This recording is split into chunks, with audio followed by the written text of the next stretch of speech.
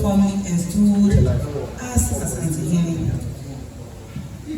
Act says practically that Osai Obodom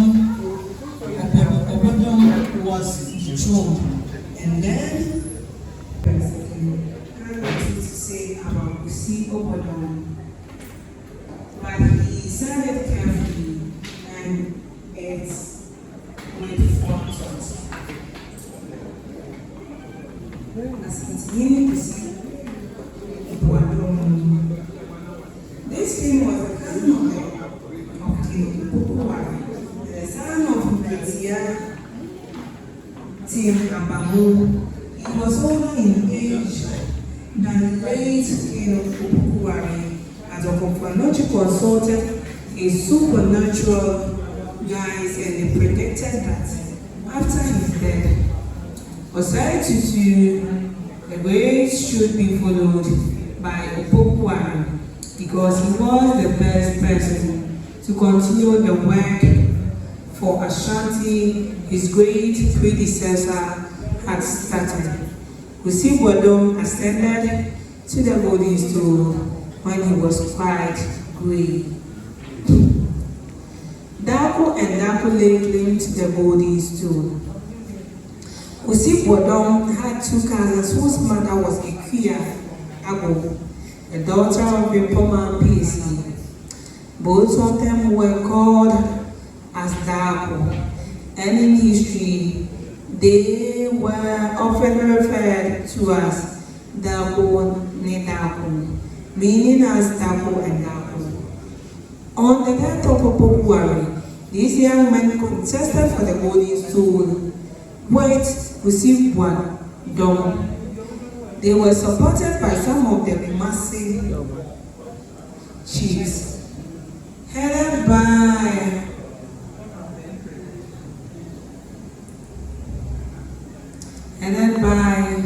Akwamuhini Ewebi, who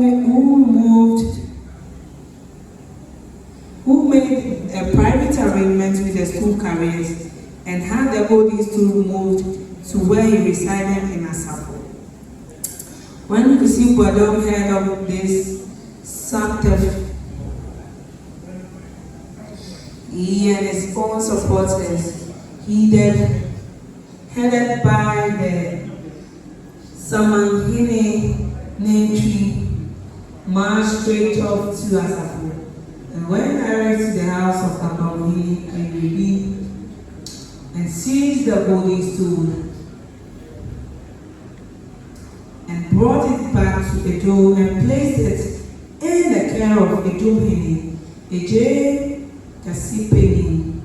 Samahini Nentri made the horn that blew J7 answer, meaning as I will not change my word until after death and never in this life.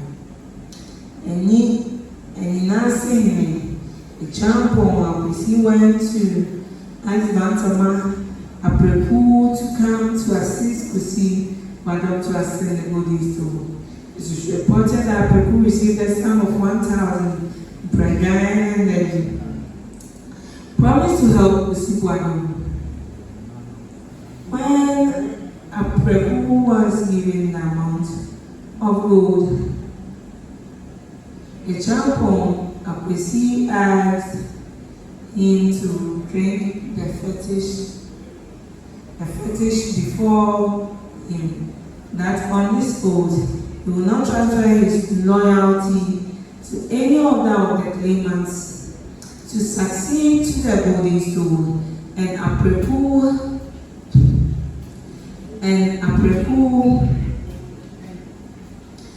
drank his fetish.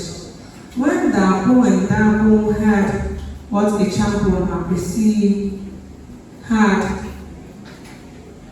done, they too went off to see Apreku and offered him 300 Bregan, 2,400 euros, and entreated Bantamani as them to obtain golden stool.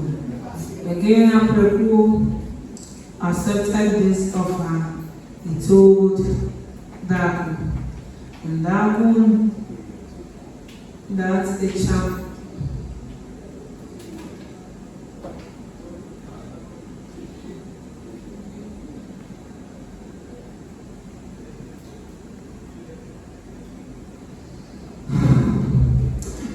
And Daku, that the champion Kwesi had already enlisted his help on behalf of Kwesi Boadi, but he would take their money too and do all that could to satisfy both parties.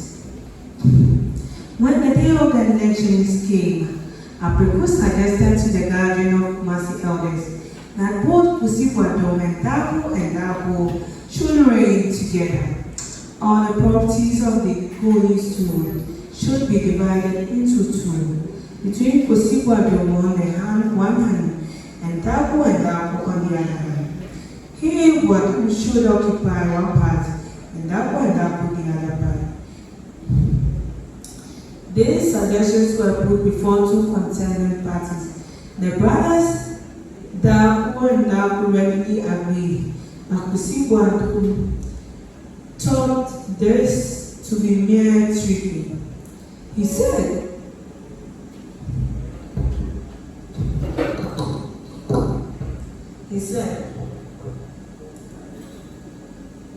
that the stool was indivisible and that he should occupy it. Daku and their supporters refused to agree to this, and the meeting was dissolved. Forward, after this election, the chief of Kumasi and a supporter of Daku came to fight in the streets of Kumasi, but he was defeated and slain by the supporters of Kwesi Boadi. His own town was utterly destroyed, and it was never rebuilt in the same place. OAPII/B.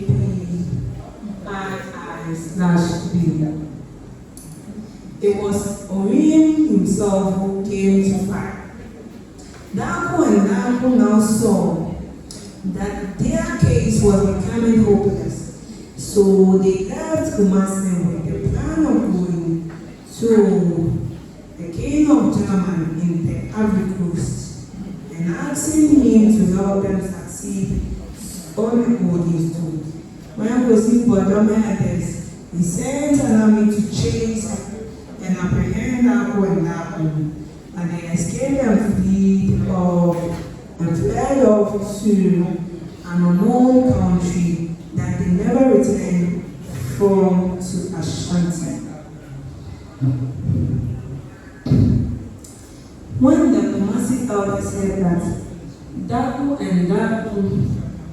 had come to seek the aid of the enemy of Ashanti in Germany, they unanimously elected Kwesi Boadi when they customarily installed as Asante.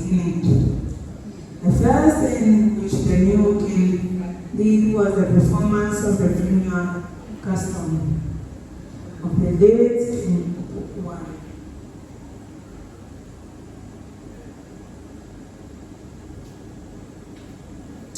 Osayi-Kwadwo made her apparent. When Kwesi Boadi ascended to the boarding school, he placed his only nephew Osayi-Kwadwo on the chaplain stool as the heir apparent to the boarding school. As that stool was vacant at that time, the Asante placed him there because it was evident that on the stool, Osayi-Kwadwo could learn to govern or administer the country in a similar fashion when his turn came to do that job.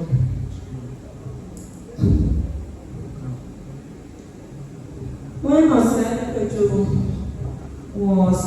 was on a champagne, very much no baggage. When Osei Pejo was a champagne stool, he seriously offended his uncle King, who see Wadom through the horn blower. You see, Wadom referred this serious matter to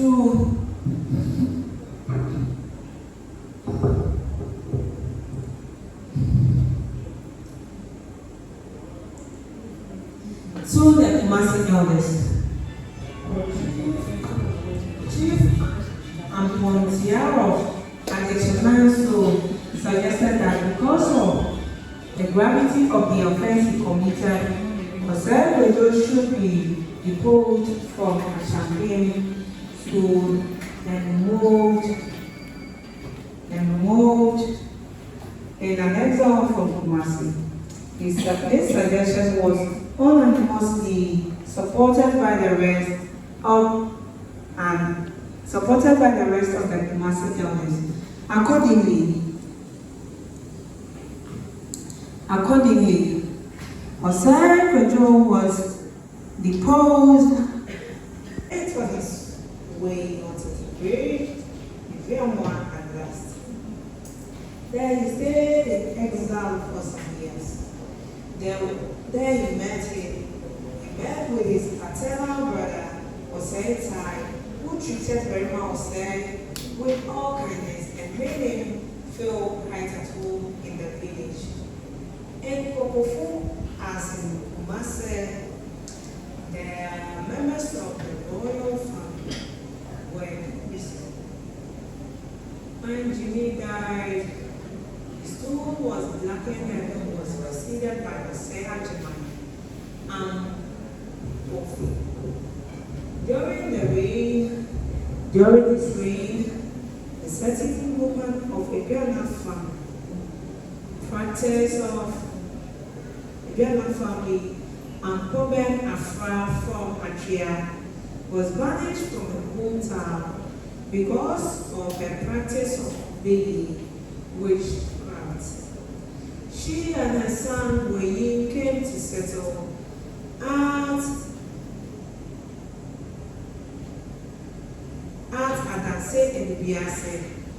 When Poben Afra was living at Biase, one morning a woman came to her house to ask her for saffron from her head.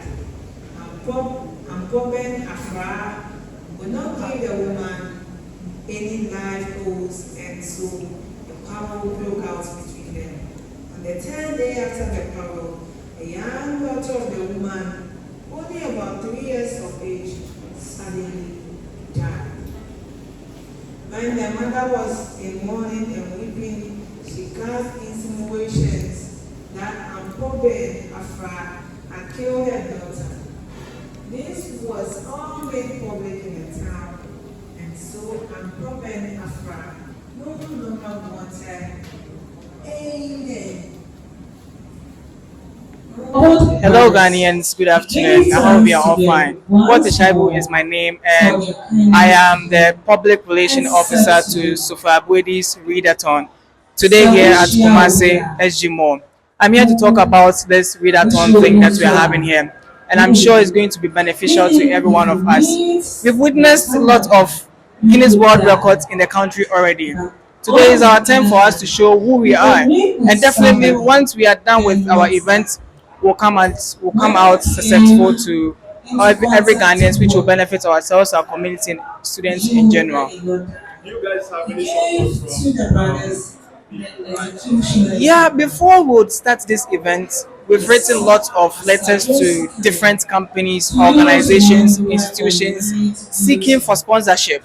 But before we have this one, we have about 4 of them who have been able to sponsor us successfully. And thus we have the SG Mall, where you can see me standing speaking right here in your presence.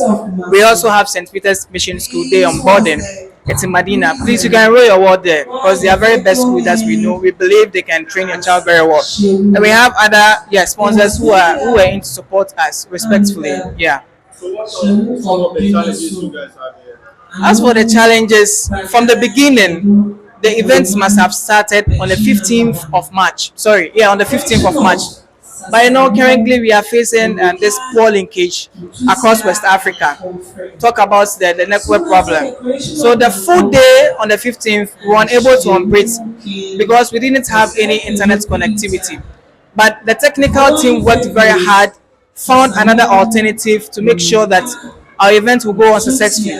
So the next day on the 16th of March was when we were fortunate enough to go through this event. I came here, I realized this place is very empty. There's no people here like us. Yeah, when they come, you see, the space inside there is not that big. But when they come, they sit down. Some of them, they go, they come back. But most of the time, people who really expect them is the evening time. From 4, 5, 6, 7, especially in the evening. We have lots of people who come here to support us. I can mention KNU students. Yesterday we were here with them. The whole of the night they were here with us. So if we expect lots of people to come support us, then we should start expecting them coming inside from 4, 5, 6 to the evening. Yeah. For other people who are also doing the Read-A-Thon podcast and other stuff, we realize in some TV stations, why you streaming this video? Well, currently we are streaming live on Facebook and then on Instagram. What's the name? What's the name? Sophia Boadi. Sophia Boadi. SOADI. Sophia Boadi. BOADI. On all social media platforms. On Facebook and then on YouTube. These are the media platforms that we are streaming live. For now, we don't have any TV stations who are in to support us broadcasting what we're having here right now. Sure. Thank you very much. You're most welcome. Have a nice day. My name is Eric Amwa, and I'm part of the team. I'm the librarian of the team, and all the books that she's reading, I'm the one that brought it here to read. Okay, Sophia Boadi is doing a readathon, and we are going by 6 days or more. As so far, she has done the 1 day, and we are on. So we call everyone to come and support her to break the world record. And again, we are having small challenges here due to low patronage. People are not visiting the Read-A-Thon. So we want everybody to pass by and say hi to her so that we encourage her to be able to read more. Each and everyone who can post his video to the other social media network so that she can get more likes, so that we should make Ghana and Africa proud. Thank you.